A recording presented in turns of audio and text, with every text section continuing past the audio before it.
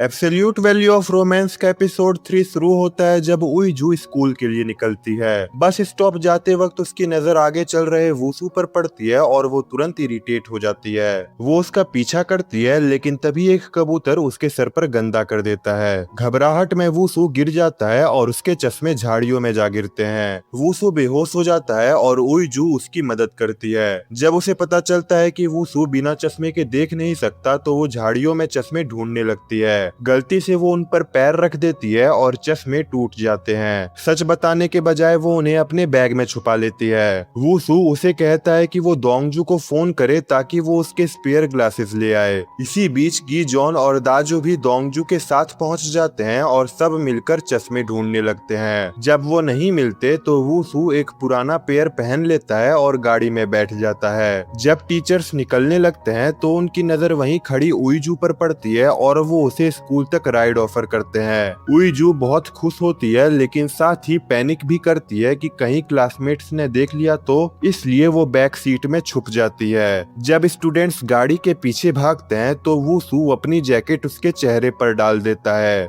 School gate पर वूसू, दाजू और दोंगजू गाड़ी से उतरते हैं और स्टूडेंट्स उनके आसपास जमा हो जाते हैं। दूसरी तरफ गी जॉन गाड़ी पार्क करता है और उसे लॉक करना भूल जाता है। उईजू छुपके से बाहर निकलने की कोशिश करती है लेकिन वूसू अपनी जैकेट लेने वापस आ जाता है। वो उससे चश्मे के बारे में सवाल करता है और झूठ बोलने पर वार्निंग देता है। क्लास में वूसू एक नई एक्सचेंज स्टूडेंट का इंट्रोडक्शन करता है, जेनी, जो सिंगापुर से आई है और उसे जिया के पास बैठने को कहता है। वूसू के जाने के बाद स्टूडेंट्स जेनी से बात करते हैं और उसकी हेल्प करने की ऑफर देते हैं। जेनी बताती है कि उसने गलती से सियोल ब्रांच की जगह जॉनजू ब्रांच में एडमिशन ले लिया। इसी दौरान उईजू नोटिस करती है कि वूसू को अपने चश्मों के साथ दिक्कत हो रही है। बाद में उईजू टूटे हुए चश्मे ठीक करने की कोशिश करती है और सोचती है कि उन्हें वापस कर दे। जापानीज क्लास में दाजू उसे मैथ ऐसे लिखते हुए पकड़ लेता है और स्टाफ रूम ले जाता है। वहीं वूसू उसे ऐसे जोर से पढ़ने को कहता है और उसे 2 डिमेरिट पॉइंट्स दे देता है। फिर वो उसे जिया की अटेंडेंस देखने का काम देता है और वार्निंग देता है कि अगर जिया असेंबली मिस करेगी तो उसकी भी सजा होगी। उईजू के दोस्त महसूस करते हैं कि उसके साथ गलत हो रहा है। वो उसे बीमार दिखाने की कोशिश करते हैं लेकिन वूसू उनकी चालाकी समझ जाता है। अपने दिमाग में उईजू अपनी बीएल स्टोरी की दुनिया में चली जाती है और अपनी फ्रस्ट्रेशन को वूसू के कैरेक्टर के थ्रू निकालती है। वो फैसला करती है कि अपनी राइटिंग के जरिए उसे सबक सिखाएगी।